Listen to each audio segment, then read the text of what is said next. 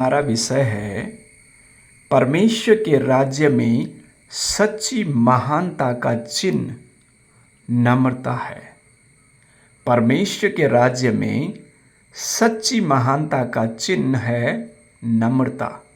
और दूसरे शब्दों में कहा जाए तो हमारा विषय जिसमें हम सीखेंगे वो है नम्रता। और मैं आपको एक कहानी के साथ इस संदेश के शीर्षक को समझाना चाहता हूँ। एक बगीचे में दो पेड़ थे। एक पेड़ जो था वो खजूर का पेड़ था जो बहुत ही ऊंचा था और उसे अपनी ऊंचाई में घमंड था। और दूसरा पेड़ उस बगीचे में आम का था जो फलों से लदा हुआ था और झुका हुआ था। इस खजूर के पेड़ ने कहा, देखो भाई, मैं कितना ऊंचा हूँ, सब मुझे दूर से देखते हैं। और आम का पेड़ ने मुस्कुरा करके चुप रहा। जब लोग इस बगीचे में जब आए तो वह लोग जो हैं आम के पेड़ के पास गए और उसके मीठे फल खाने लगे, उसकी छाया में आराम करने लगे। और जब इस खजूर के पेड़ के पास लोगों ने इसके पास भी जाना ना चाहा, वहाँ रुकना भी ना चाहा, तब इस खजूर के पेड़ को ये समझ आया कि मेरी ऊंचाई का कोई फ़ायदा नहीं है। सब लोग तो जो है आम के पेड़ के पास जा रहे हैं, उसके फल खा रहे हैं और उसकी छाया के नीचे विश्राम भी कर रहे हैं और बच्चे खेल रहे हैं और लोग आ रहे हैं। प्रियो, इससे हमें ये संदेश मिलता है कि हमारी ऊंचाई जो हम देखते हैं, हमारी महानता को जो हम देखते हैं, इसका कोई भी फ़ायदा तब तक नहीं है जब तक हम दूसरों के फ़ायदे में ना आए, जब तक हम दूसरों के काम ना आए।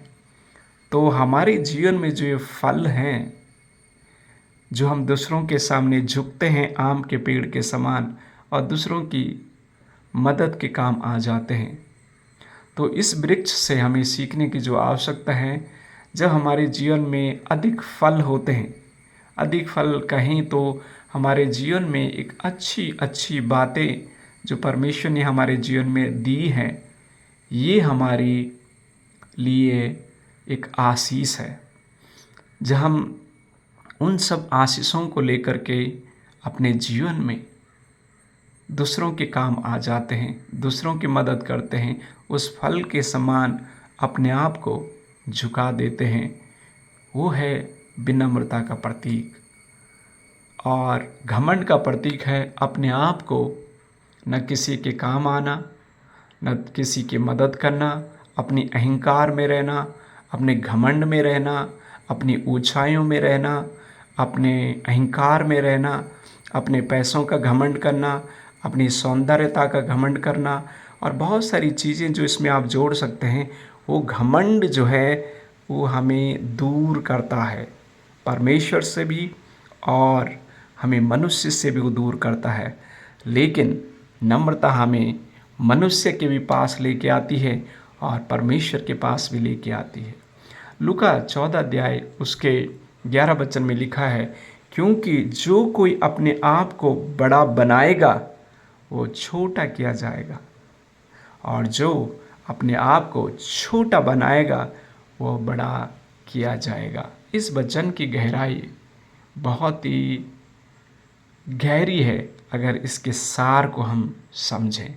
सिंपल शब्दों में इसे समझा जाए तो ये है, नम्रता एक्चुअली वह सीढ़ी है जिस पर चलकर हम लोग जो है परमेश्वर की ऊंचाई तक आसानी से और धीरे धीरे पहुंच सकते हैं। और घमंड वह दीवार है जो हमें परमेश्वर से दूर कर देती है। तो आपको मुझे नम्रता की सीढ़ी में लगातार अपने जीवन में चलने की आवश्यकता है। और जब हम छोटे थे तो अक्सर ये शब्द हम सुना करते थे। पिताजी कहा करते थे कि अगर कोई तुम्हारे एक गाल में भी थप्पड़ मारे तो उसके ओर दूसरा भी फेर देना। तो अक्सर पिताजी से हम ये वाक्य और एक कथन सुना करते थे। लेकिन जब मैं बाइबल कॉलेज में आया और जब मैंने ये सुना, इसको मैंने लूका रचित सुसमाचार उसका 6 अध्याय 29 में भी पढ़ा, मत्ती उसका 5 अध्याय उसके 39 में पढ़ा। वहाँ पर ही वचन लिखा हुआ है, अगर कोई आपके गाल पर थप्पड़ मारे तो दूसरा भी फेर देना। और यहाँ पर प्रभु यीशु मसीह जो है अपने शिष्यों को पहाड़ी उपदेश में और अन्य लोगों को पहाड़ी उपदेश में ये विनम्रता का संदेश दे रहे थे कि कैसे आप में अहंकार के ऊपर और गुस्सा के ऊपर अपने आप को जो है काबू करें और विनम्रता का हम पालन करें। प्रियो, यही वचन जब महात्मा गांधी जी दक्षिण भारत में थे और उन्होंने अपने मित्र, एक क्रिश्चियन उनके मित्र थे, मसीह उनके एक दोस्त थे, जिन्होंने उन्हें न्यू टेस्टमेंट दिया और उन्होंने बाइबल का नया नियम के भाग को महात्मा गांधी ने पढ़ा। और ये वचन जो है, अगर कोई तुम्हारे एक गाल में थप्पड़ मारे तो दूसरा भी फेर देना, और उन्होंने इस वचन को मेडिटेट किया, मनन किया। और प्रियो, भारत की आज़ादी देने के लिए इस वचन का बहुत बड़ा एक नींव है, और ये कहें तो यही एक सीढ़ी है जो भारत को अहिंसा आंदोलन के द्वारा महात्मा गांधी जी जो है वो ब्रिटिश लोगों से भारत को स्वतंत्र करते हैं। और प्रियो, हाल में ही हम लोग सभी परिचित हैं कि अभिजीत दिपके जो कॉकरोच जनता पार्टी के फाउंडर हैं, जिन्होंने 16 मई 2026 को इस पार्टी का नाम एक पेज बना करके ऐसे सोशल मीडिया में डाल दिया, जिसके काफ़ी फॉलोअर हो गए। और धीरे धीरे 6 जून को जो है दिल्ली जंतर मंतर में एक प्रोटेस्ट की घोषणा वो करते हैं, और 25 जुलाई 2026 को तकरीबन 31 दिन में वो जो हैं इस प्रोटेस्ट में दिल्ली जंतर मंतर में रहते हैं। और हम सभी लोग परिचित हैं कि कैसे इस कॉकरोच जनता पार्टी ने भारत के पॉलिटिकल और राजनीतिक एक परिवर्तन और एक बदलाव को लेके आए। प्रियो, अभिजीत की जो पहली जो एक उसने एक रैली निकाली 15 जून को एक रैली निकाली थी शहीद स्मारक जयपुर राजस्थान में, जहां पर उसे एक थप्पड़ मारे गए। एक व्यक्ति ने उसके बहुत चांटा मारे उसके गाल में। और एक अच्छी बात जो उसने कही मुझे बहुत प्रभावित की, उसने खुद ही वहाँ पर घोषणा करता है कि वो कहता है कि क्षमा करो उन्हें, छोड़ दो उन्हें, क्षमा करो।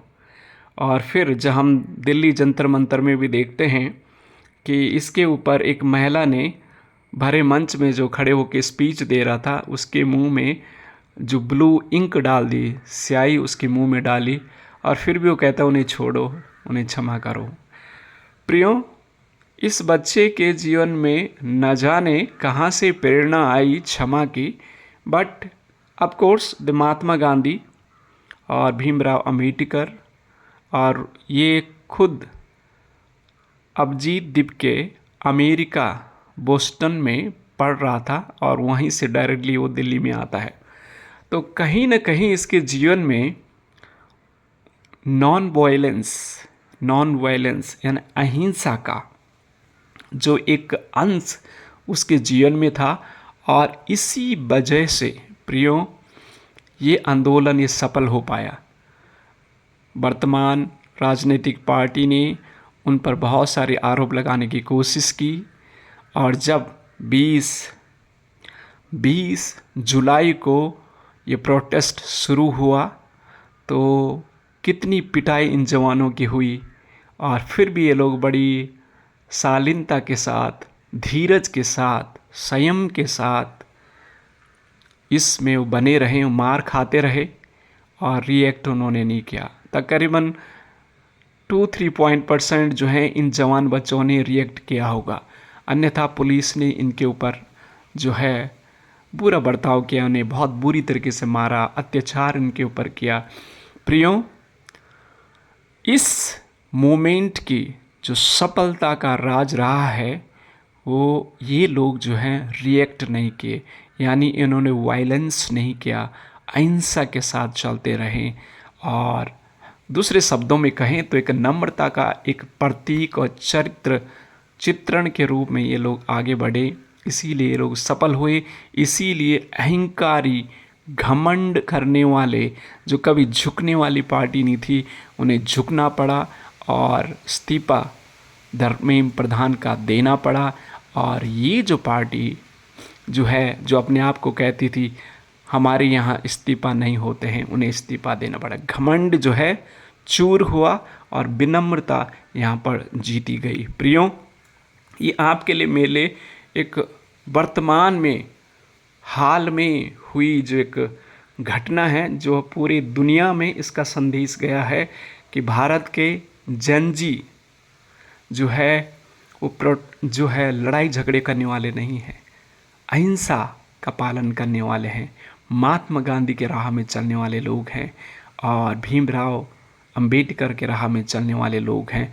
और इसकी जो प्रेरणा महात्मा गांधी जी को मिली, इसकी सीढ़ी और इसकी बुनियाद, इसकी फाउंडेशन प्रभु यीशु मसीह के वचन के द्वारा, जो तुम्हें एक गाल में थप्पड़ मारे दूसरा भी फेर दो, ये नम्रता का संदेश, ये नम्रता का वचन, जो एक वचन, जिस वचन का पालन महात्मा गांधी जी ने किया और पूरे भारत देश को आज़ाद किया। प्रियो, आप और मैं जो मसीह के पीछे चलने वाले लोग हैं, अगर उसके वचन का पालन करेंगे, इस नम्रता को अपने जीवन में धारण करेंगे, तो आप और मैं कितना परिवर्तन अपने समाज में, अपने गांव में, अपने परिवार में और इस दुनिया में ला सकते हैं। लेकिन आज आप और मैं जो अपने आप को मसीह के लोग कहते हैं, उसके वचन को पढ़ते हैं, प्रार्थना करते हैं, आराधना करते हैं, उसके पीछे चलते हैं और कहते हैं कि हम तो मसीह लोग हैं, लेकिन क्या हमारे जीवन में आज ये नम्रता का बीज है? क्या ये नम्रता का स्वभाव हमारे जीवन में है? इससे बड़ा उदाहरण आपके लिए, मेरे लिए कहीं नहीं इस दुनिया में। मसीह जो स्वर्ग का परमेश्वर इस धरती पर आया और उसने अपने शिष्यों के पैर धो करके उन्हें ये संदेश दिया कि मैं तुम्हारा गुरु हो करके, तुम्हारा परमेश्वर हो करके तुम्हारे पैर धो रहा हूँ। यानी मैंने अपने आप को आपके सामने इतना शून्य किया, आपको भी इस जगत में ऐसे ही दूसरों की सेवा करना है, तभी जाके तुम अपने आप को कहलाओगे मेरे अनुयायी, मेरे पीछे चलने वाले लोग। प्रियो, आज आपके लिए मेरे लिए संदेश यही है कि हमें अपने आप को नम्र करने की आवश्यकता है, तभी परमेश्वर हमें उठाएगा। एक जो हमारे सामने क्या है, उसका अस्तित्व क्या था, अभिजीत दीपके, कौन जानता था इस लड़के को? कौन जानता था? कोई भी नहीं जानता था। लेकिन ये लड़का आज पूरे भारत देश में और तकरीबन ऑलमोस्ट पूरी दुनिया में ये व्यक्ति के नाम को लोग जान गए हैं। इस व्यक्ति ने अपने आप को वो नम्रता का जीवन जीते हुए, नम्रता का चरित्र अपनाते हुए उसे मारा गया, उसके ऊपर स्याही डाली गई, बहुत बुरा बर्ताव उसके साथ किया गया।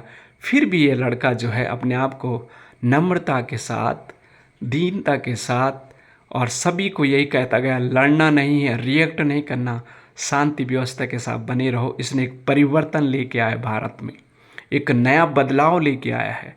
लेकिन अगर आप मैं मसीह के लोग कहलाते हैं, आपको मुझे अगर इस दुनिया में बदलाव लेके आना है तो आप मैं लड़ाई झगड़े के माध्यम से नहीं, लेकिन दीनता के माध्यम से, नम्रता के माध्यम से, संयम के माध्यम से ला सकते हैं परिवर्तन, बदलाव ला सकते हैं। मालूम है आपको, आपकी जानकारी के लिए मैं बता दूं, भारतीय जनता पार्टी ये पूरी दुनिया में सबसे ज़्यादा सदस्य इस पार्टी के पास है और सबसे ज़्यादा धन इस पार्टी के पास है। ये दिब्के इनके सामने क्या था, लेकिन इस अभिजीत दिब्के ने पूरे जवानों को अपने साथ जो इकट्ठा किया, लोग इसके साथ जो जुड़े वो इसलिए जुड़े क्योंकि बच्चे जो हैं वो मार खाने के लिए तैयार थे, मार खा रहे थे। बहुत सारे बच्चों को वीडियो में हमने देखा, वो कह रहे हैं सर हमें मारो, सर हमें मारो, मार खाने के लिए तैयार थे, खड़े थे, उन्होंने रिएक्ट नहीं किया। इसलिए बहुत सारे लोग इनके साथ जुड़ गए, विदेशों से, अपने हर एक राज्यों से इतना भोजन की व्यवस्था इनके लिए वहाँ पर हो रही थी, इतनी भोजन की व्यवस्था हो रही थी। वर्तमान सरकार भी डर गई और उन्होंने कोर्ट में एक फाइल किया कि पता करो इनको कौन स्पॉन्सर कर रहा है। लेकिन उनके आसपास के लोग ही, अपने भारत के देश के लोग, अन्य देश के लोग भी इनको ऑर्डर वो बुक कर रहे थे वहाँ से वो जोमाटो में, स्विगी में और विभिन्न जो ऑनलाइन माध्यम उनके द्वारा हजारों की संख्या में काफ़ी खाना पीना सब कुछ उनके लिए सब इंतज़ाम हो रहा था, सारा इंतज़ाम उनके लिए हो रहा था। प्रियो, जब एक जवान लड़का एक आवाज़ उठाता है उन बच्चों के लिए जिन्होंने नीट के माध्यम से, नीट के कारण अपनी आत्महत्या की, पेपर लीक के कारण अपनी आत्महत्या की, प्रियो उनके लिए खड़ा होता है। क्या आप और मैं, आज बहुत सारे लोग हैं जो इस संसार में पाप में, गुनाहों में, व्यभिचारों में, अंधकार में, विभिन्न प्रकारों में जकड़े हुए हैं, बंधुआई में जा रहे हैं, नाश की ओर जा रहे हैं, नरक की ओर जा रहे हैं। आप और मैं, परमेश्वर ने आपको मुझे चुना है। क्या आप और मैं खड़े होंगे लोगों के लिए?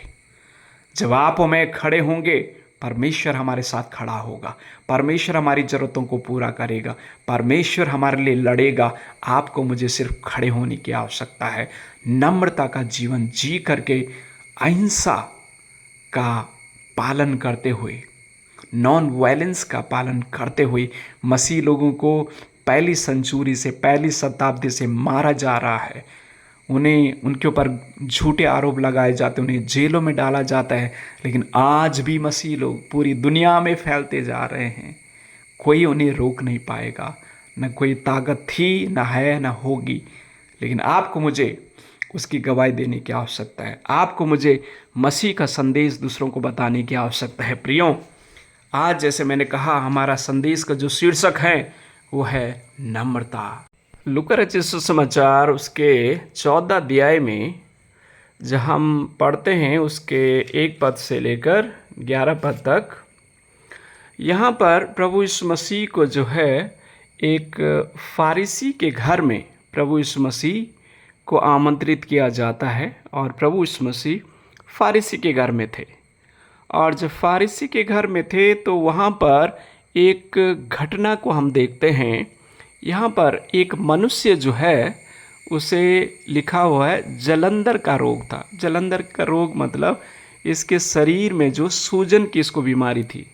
अब थोड़ा आप सोचिए, प्रभु यीशु मसीह को भोजन के लिए आमंत्रित किया गया है और प्रभु यीशु मसीह यहाँ पर ढूंढ रहे हैं अपॉर्चुनिटी, मौका को ढूंढ रहे हैं कि मैं किसको ठीक करूं और किसकी मदद करूं। और प्रभु यीशु मसीह को ये व्यक्ति मिल जाता है। और प्रभु यीशु मसीह यहाँ पर फारिसी सरदार यानी बहुत ही बड़ा लीडर था, और उसके घर में जब प्रभु यीशु मसीह थे तो वहाँ पर और लोग भी आए थे और लोगों को बुलाया गया था, क्योंकि यहूदी लोग अक्सर जब भी कुछ ऐसी प्रोग्राम उनके हुआ करते थे तो और लोगों को भी आमंत्रित किया करते थे, और यहूदियों के लिए ऑनर, अतिथि सत्कार, सम्मान उनके लिए पैसा से भी बढ़कर था, और इसको बहुत ही महत्व देते थे। और जब भोजन करने के लिए बैठा करते थे तो एक मेज़ पर बैठते थे और एक दूसरे को फेस करते थे।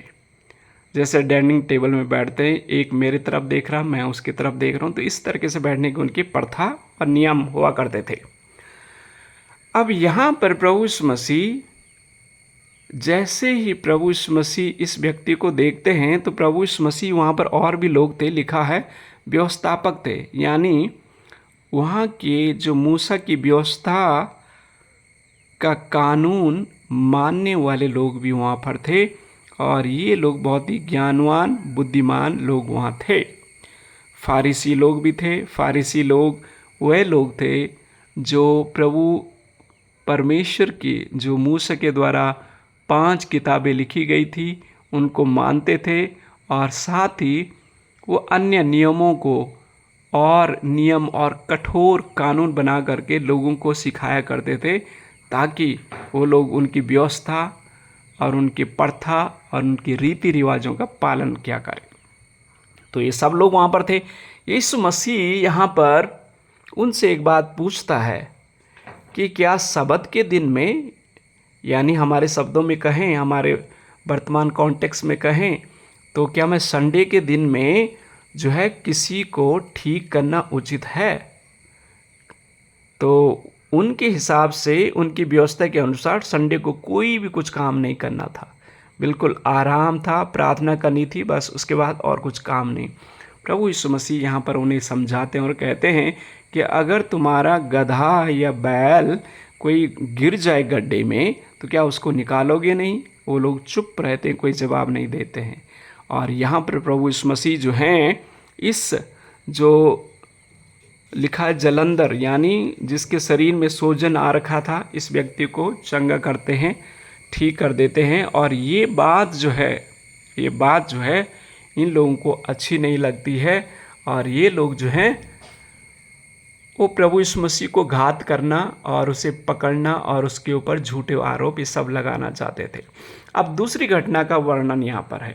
प्रभु यीशु मसीह एक दूसरे उदाहरण देते हैं, एक दृष्टांत देते हैं, और कहते हैं कि अगर तुम्हें विवाह के भोज में कोई बुलाए तो आपको जो है ऐसी जगह नहीं चुननी है, जो आगे बैठने वाली जगह नहीं चुननी, पीछे बैठ जाएं, ताकि जब वो घर का मालिक आए, जिसने आपको आमंत्रित किया है, जिसने आपको न्योता दिया है, और वो आपको आगे बैठाने के लिए कहें, तब जा कर के आप आगे जाएं, ताकि आपका जो पड़ोस में है और जो आपके आसपास वो लोग भी आपको समझेंगे कि ये सम्मानित व्यक्ति है, और वो भी आपका आदर करेंगे। लेकिन अगर आप पहले आगे बैठे, आपको बोलें भाई पीछे बैठ, क्योंकि मैंने और गेस्टों को बुलाया है और आपको पीछे बैठना पड़ेगा, तो आपकी बेइज्जती हो जाएगी, आपका सम्मान नहीं होगा। तो यहाँ पर इस घटना से भी प्रभु यीशु मसीह इस बात को समझाते हैं कि जो कोई अपने आप को बड़ा बनाएगा वो छोटा किया जाएगा, और जो कोई अपने आप को छोटा बनाएगा वो बड़ा किया जाएगा। प्रियो, नम्रता ही स्वर्ग जाने की सीढ़ी है। जैसे मैंने कहा, नम्रता ही स्वर्ग जाने की सीढ़ी है। घमंड, अहंकार ये हमें नष्ट कर देता है। तो मसीह जीवन में हमें अपने जीवन को परमेश्वर के हाथों में सौंपने की आवश्यकता है, और प्रभु से कहने की आवश्यकता है कि प्रभु हमें क्या करें, नम्र बनाएं, दीन बनाएं, ताकि हमारे जीवन के द्वारा प्रभु जी आपको महिमा मिले, आपको सम्मान मिले। और प्रियो, इसी घटना में और भी कुछ प्रभु यीशु मसीह एक जो संदेश हमें देना चाहते हैं, और कहते हैं इस वचन में, जो आगे हम 12 वचन में पढ़ते हैं, लिखा है कि आपको नम्रता का प्रतीक किस प्रकार से देना है। जब भी आपके घर में कोई इवेंट हो या किसी को आप बुलाएं, प्रभु यीशु मसीह एक्चुअली इस दृष्टांत के द्वारा उस मालिक को कह रहे हैं जिसने लोगों को बुलाया, और कहते हैं कि आपने अपने रिश्तेदारों को बुलाया, अपने फ्रेंड्स को बुलाया, उन लोगों को बुलाया जो ऊंचे पदवी में हैं। आने वाले समय में वो भी आपको बुलाएंगे, लेकिन उससे अच्छा क्या है, आपको क्या करना है?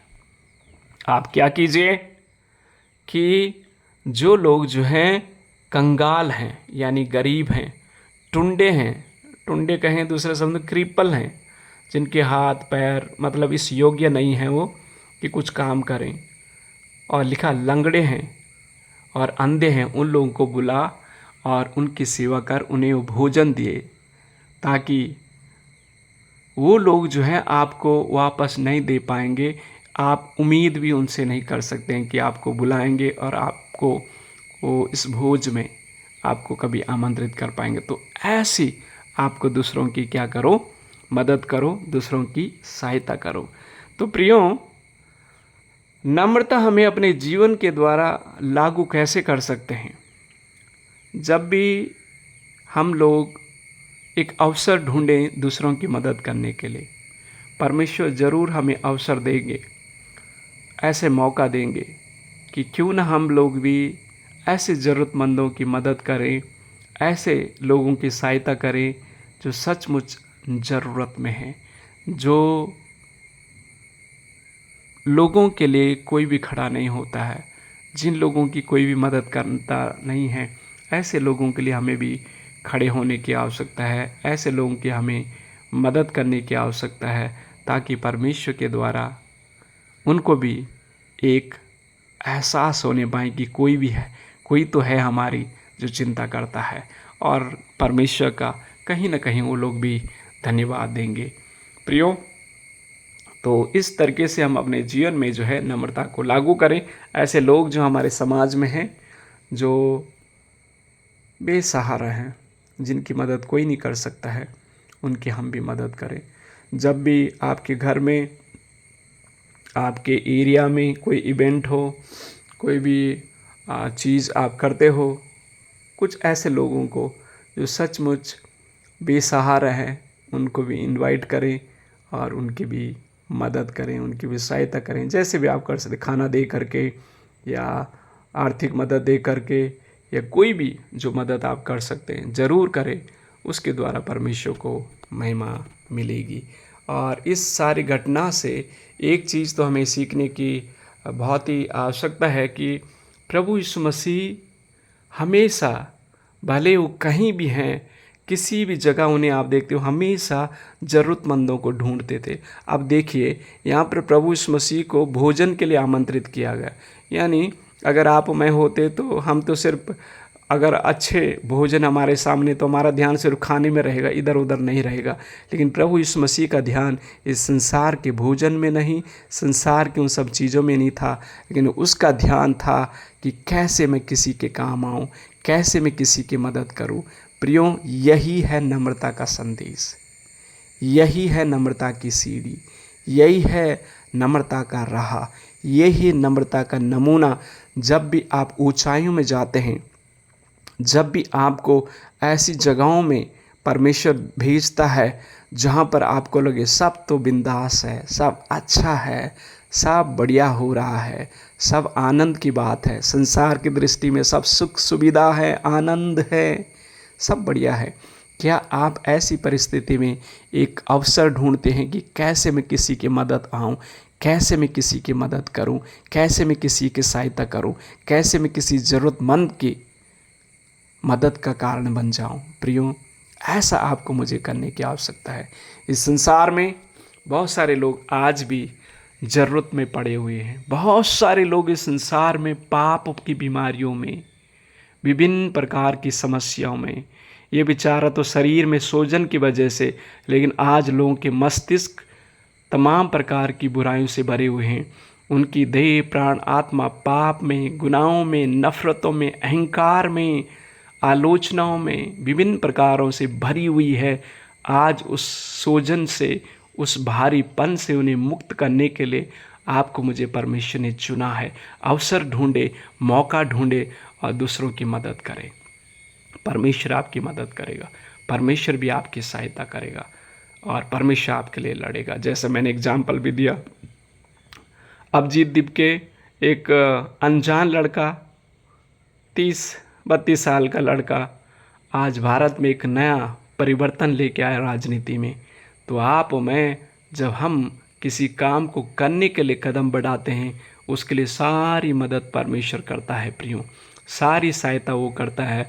और जैसे मैंने कहा, भारतीय जनता पार्टी विश्व की सबसे ज़्यादा सदस्यों वाली, सबसे ज़्यादा धनी पार्टी है, उसको झुका दिया, उसके घमंड को, अहंकार को झुका दिया। ये एक छोटा सा लड़का कैसे कर पाता? मैं मानता हूँ परमेश्वर ऐसे लोगों को इस्तेमाल करता है अपने काम के लिए। आप और मैं भी परमेश्वर के लिए ऐसे अद्भुत काम कर सकते हैं जब आप और मैं सही कदम आगे बढ़ाते हैं, सही दूसरों के लिए खड़े होते हैं, दूसरों की मदद के लिए खड़े होते हैं। परमेश्वर भी हमारी मदद के लिए खड़ा होता है, वो अद्भुत रीति से खड़ा होता है। ये विश्वास रखना बहुत ज़रूरी है।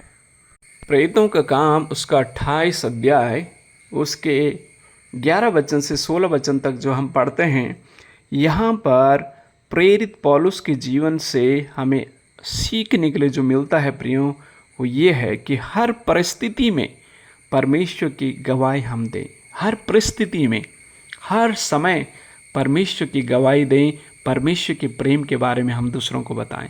और जब इस पूरे भाग को आप पढ़ेंगे, प्रेरित पौलुस को जो है यरूशलेम से उसे रोम की ओर जहाज में वो जा रहा था, ठीक है।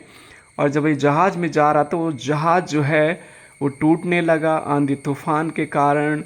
इतनी आंधी तूफान हो गई कि जहाज टूट गया और ये लोग जो हैं फंस गए। एक जगह का नाम है माल्टा द्वीप में ये लोग फंस गए। द्वीप वो जगह होती है जो समुद्र के बीच में कुछ ऐसा स्थल होता है जहाँ पर थोड़ा सा भूमि होती है, जहाँ पर लोग रह सकते हैं और पूरे चारों तरफ पानी होता है, समुद्र होता है। तो ऐसी समुद्र के बीच में ऐसी जगह में ये लोग जो हैं वो रह गए। आगे उनका जहाज बढ़ा नहीं क्योंकि जहाज टूट गया था। तो 3 महीना तक प्रेरित पौलुस जो है इस माल्टा करके एक जगह है, वहाँ पर रह करके प्रभु यीशु मसीह का प्रचार करता है, उसकी गवाही देता है और लोगों को मसीह के प्रेम के बारे में बताता है। तो प्रियो, आप थोड़ा कल्पना करें, यहाँ पर प्रेरित पौलुस स्वयं कैद में है। ये चिंता कर सकता है, हे परमेश्वर, अगर आप होते तो मैं क्यों कैद में होता, मुझे क्यों आपका सुसमाचार सुनाने की ज़रूरत है। लेकिन नहीं, भले वो कैद में था शरीर में, लेकिन उसकी आत्मा में, उसके मन में, उसके विचार में वो कैद में नहीं था। वो मसीह का प्रेम जो है, मसीह की गवाही जो है, ऐसी परिस्थिति में भी लोगों को सुनाता है। जब जहाज भी टूट भी गया था आंधी तूफान के कारण, उसे अपने शरीर की परवाह नहीं थी, उसे अपने किसी भी चीज़ की परवाह नहीं थी। उसे सिर्फ अवसर ढूंढना था कि मैं कैसे मसीह की गवाही दे सकता हूँ, कैसे मसीह के प्रेम के बारे में दूसरों को बता सकता हूँ। वो ऐसे अवसर ढूंढ रहा था और ये मौका, ये अवसर परमेश्वर ने उसे दिया और उसने माल्टा में बहुत सारे लोगों को मसीह के बारे में बताया। अद्भुत चमत्कार वहाँ पर हुए। इवन सांप ने जब प्रेरित पौलुस को काट दिया, फिर भी प्रेरित पौलुस उस जेल से मरा नहीं। वहाँ के लोगों ने समझा ये तो देवता है, ये तो भगवान है जो सांप से भी नहीं मरा। फिर उन लोगों ने अपनी मूर्तियाँ अपने वो सब फेंक करके सिर्फ इसके वचन को सुना, परमेश्वर के वचन को प्रेरित पौलुस के द्वारा सुना और बहुत सारे लोग, उस माल्टा जगह के लोग विश्वासी बन गए। प्रियो, बहुत सारे लोगों ने विश्वास किया। क्या आप में ऐसे अवसर ढूंढते हैं मसीह के प्रेम के बारे में बताने के लिए? आप और मैं भी, परमेश्वर हमें भी मौका देगा। मौका परमेश्वर प्रतिदिन हमें देता है, प्रतिदिन हमें अपना मौका परमेश्वर देता है कि हम उसके प्रेम के बारे में लोगों को बताएं। क्या आप और मैं उसके प्रेम के बारे में बताते हैं? नहीं बताते हैं। हम डरते हैं, हम घबराते हैं। घबराने की ज़रूरत नहीं है, डरने की ज़रूरत नहीं है, क्योंकि शरीर में तो आज नहीं तो कल तो मरना ही है। शरीर में आज नहीं तो कल तो मरना ही है। अब फिर से मैं उदाहरण देता हूँ उस भाई अभिजीत दिपके के। उसे थप्पड़ मारा गया, फिर भी डटा रहा। स्याही उसके ऊपर डाली गई, फिर भी डटा रहा। बहुत सारी प्रताड़ना, धमकियां उसे दी गई, फिर भी डटा रहा।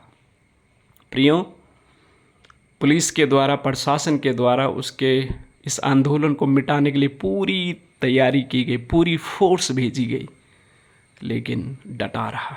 फिर परमेश्वर भी उसकी मदद किया, लोगों ने भी मदद किया। परमेश्वर देखो कैसे मदद करता है। वो जो अच्छाई में चलते हैं वो उनकी मदद करता है, भले विश्वासी हो गैर विश्वासी हो। प्रियो, आप मैं जो विश्वासी अपने आप को कहते हैं, आपके अंदर मेरे अंदर उसकी गवाही देने के लिए बहुत डर हमें रहता है, भय रहता है। लेकिन क्या आप मैं दृढ़ता के साथ उसके लिए खड़े होंगे? अगर खड़े होंगे, वो हमारे साथ खड़ा होगा। डरे नहीं, घबराए नहीं, उसकी गवाही दे। जहाँ पर भी आपको मौका मिले, जहाँ पर भी आपको अवसर मिले, उसकी गवाही दे, क्योंकि उसकी गवाही देना बहुत ज़रूरी है प्रियो। क्योंकि उसने आपको चुना है, उसने आपको अंधकार से ज्योति में लेके आया है, तो आपको उस ज्योति की गवाही देने की ज़रूरत है। अगर आप और मैं उस ज्योति की गवाही नहीं देंगे तो आपका मेरा भी न्याय होगा। हमें पूछा जाएगा, तुम उसकी मेरे बारे में जानते थे, उस सच्चाई के बारे में जानते थे, तुमने बताया क्यों नहीं? आपका मेरा न्याय होगा। आपको मुझे उसके बारे में बताने की ज़रूरत है, उसकी गवाही देने की ज़रूरत है। प्रेरित पौलुस भी पहले विश्वासी नहीं था, उसको विश्वास हो गया प्रभु पर, उसकी गवाही देता रहा, दृढ़ता के साथ देता रहा, विश्वास के साथ देता रहा, डरा नहीं, घबराया नहीं। आपको मुझे भी डरने और घबराने की जरूरत नहीं, उसकी गवाही देने की जरूरत है। जहाँ भी मौका मिले, जहाँ भी अवसर मिले, अपने आप को दीन करे, अपने आप को नम्र करे, परमेश्वर को शिरोमणि कहें। प्रभु प्रेरित पौलुस भी कहता है कि मैं कुछ भी नहीं हूँ, मैं कूड़ा करकट के समान हूँ, मैं कुछ भी नहीं हूँ, लेकिन मसीह जो मुझ में है वो महान है। प्रियो, अपने आप को शून्य करें और उसको अपने जीवन में बढ़ने दें, उसकी गवाही देते रहें, उसकी बारे में बताते रहें, उसकी अच्छाई के बारे में बताते रहें। प्रभु के नाम की महिमा करें अपने जीवन के द्वारा, अपने परिवार के द्वारा, अपनी गवाही के द्वारा। जहाँ जहाँ भी अवसर मिले, मसीह का प्रेम लोगों को जरूर बताएं। और प्रभु आपके जीवन के द्वारा बहुत सारे लोगों को नर्क से बचाएगा, नाश होने से बचाएगा, अंधकार से बचाएगा, बुरे कामों से बचाएगा, और आपके द्वारा प्रभु अपने काम को बढ़ाएगा। पहला कुरिन्थियों उसका 6 अध्याय 1 से 11 तक। प्रियो, यहाँ पर जो हमें सीखने को मिलता है कि हम मसीह लोग जो हैं, जो प्रभु के पीछे चलते हैं, हमें एक विनम्रता का चरित्र अपने जीवन में अपनाना है। हमें विनम्रता का एक चरित्र हमें अपनाने की आवश्यकता है, और एक अपना चरित्र को ऐसा पहचान बनाएं जिसके द्वारा परमेश्वर की महिमा हो। और इस भाग को जब हम पढ़ते हैं, यहाँ पर प्रेरित पौलुस जो है कुरिन्थी की कलीसिया को चेतावनी दे रहे हैं, और चेतावनी इस प्रकार से है कि वहाँ पर एक्चुअली लड़ाई झगड़े हो रहे थे, और ये विश्वासी लोगों में हो रहे थे, और ये विश्वासी लोग न्याय करने के लिए गैर विश्वासियों के पास जाया करते थे। वहाँ पर अन्य लोग थे जो विश्वास में नहीं करते थे, विश्वास नहीं करते, उनके पास न्याय के लिए जाते थे। प्रेरित पौलुस उन्हें इस प्रकार से चेतावनी देता है कि भाई, आपको और मुझे परमेश्वर ने चुना है इसलिए कि हम लोग तो लोगों का न्याय करेंगे। आने वाले समय परमेश्वर के राज्य में जब परमेश्वर का राज्य आएगा, उसने हमें अलग किया है और विशेष उद्देश्य के लिए उसने हमें चुना है, और हमें इसलिए चुना है कि हम एक उदाहरण पेश करें गैर विश्वासियों के लिए। लेकिन जब हम में आपस में लड़ाई झगड़े होते हैं और हम आपस में ही लड़ रहे हैं और न्याय चुकाने के लिए अन्य जातियों के पास जा रहे हैं अपने न्याय के लिए, क्यों न तुम विश्वासी लोग, अगर मतभेद हो जाएं, लड़ाई झगड़े हो जाएं, आपस में बैठ करके उचित निर्णय के साथ इस समस्या का समाधान करें। इस प्रकार से जो है प्रेरित पौलुस उन्हें चेतावनी वहाँ पर दे रहा है। प्रियो, ये आपके लिए मेरे लिए भी चेतावनी है। हम अपने आप को विश्वासी कहते हैं, लेकिन आज भी आप मैं, हमारे बीच में जो मतभेद शायद कई बार शब्दों के द्वारा नहीं, लेकिन विचारों में कई बार मतभेद होते हैं। कई बार किसी के तो ऐसे लड़ाई झगड़े भी होते हैं। हम मनुष्य हैं, लड़ाई झगड़े भी होंगे, मन में मतभेद भी होंगे, सब होंगे। क्या आप मैं बैठ करके एक दूसरे की बात को सुन करके उनका समाधान करने के लिए मन रखते हैं? प्रियो, ऐसा हमें करने की आवश्यकता है, ऐसा हमें करने की आवश्यकता है, क्योंकि जब हम ऐसा करेंगे हम दूसरों के लिए भी अच्छा नमूना बनेंगे, दूसरों के लिए भी उदाहरण बनेंगे। क्या हम दूसरों को क्षमा करते हैं या मन में अहंकार रखते हैं? अहंकार नहीं, क्षमा करना सीखें। ये मसीह का स्वभाव है। अगर हम क्षमा नहीं कर रहे हैं तो हमारे भी क्षमा नहीं होंगे, ये वचन हमें बताता है। और ये हम रोज़ प्रार्थना भी करते हैं, हे प्रभु, जैसे हमने अपने अपराधियों को क्षमा किया, मेरे अपराधों को भी क्षमा करें। क्या आप मैं दूसरों के अपराधों को क्षमा करते हैं? अगर हाँ, तो आपके भी क्षमा किए जाएंगे, अगर नहीं तो आपके भी क्षमा नहीं किए जाएंगे। ये बहुत चेतावनी है परमेश्वर के वचन से हम सबों के लिए। और प्रियो, परमेश्वर का वचन ये भी कहते हैं कि अन्याय करने वाले लोग जो परमेश्वर के राज्य के वारिस नहीं होंगे।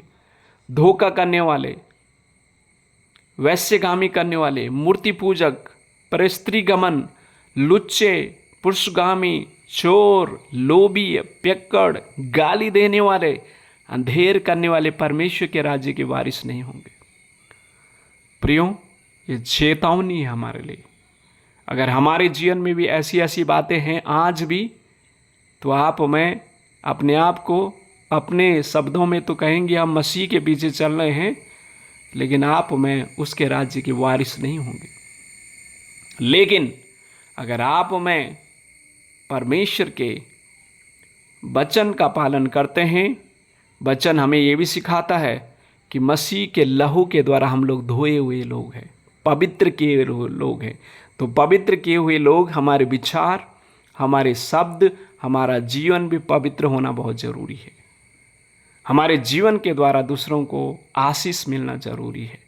हमारे कार्यों के द्वारा दूसरों को आशीष मिलना जरूरी है। हमारे व्यवहार के द्वारा दूसरों को आशीष मिलना जरूरी है। प्रभु हमारी मदद करे प्रियो, कि हम लोग जो हैं अपने चरित्र के द्वारा भी एक अच्छा संदेश हमारे समाज में छोड़ें। हमारा जीवन पवित्र बने, हमारा जीवन समाज के काम आए, हमारा जीवन मेल मिलाप का हो, हमारा जीवन क्षमा करने वाला जीवन हो, हमारा जीवन दूसरों के भलाई के काम आने वाला हो, और हमारा जीवन दूसरों की समस्या का समाधान करने वाला बने। और जब आप मैं ऐसा करेंगे, हमारे जीवन के द्वारा दूसरों को भी आशीष मिलेगी। प्रेरित पौलुस खुद कैद में होने के बावजूद भी इस कलीसिया को इन प्रकार विभिन्न बंधनों से छुटकारा देने के लिए शिक्षा देता है।